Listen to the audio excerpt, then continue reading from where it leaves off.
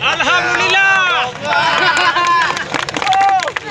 Dilanjutkan dengan penyerahan piagam untuk Ustadz Abdul Somad LCMA oleh Ketua Panitia Pelaksana kepada Tunku Raja Habibie. Kami silakan.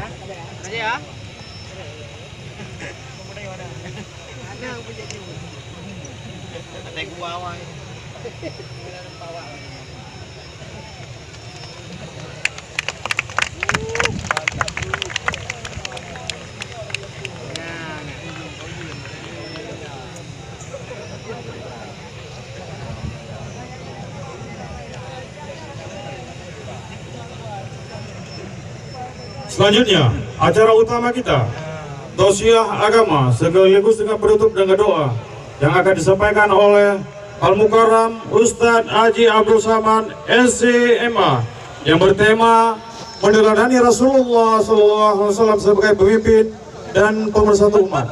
Kepada Ustadz, waktu di depan kami persilakan dengan segala hormat.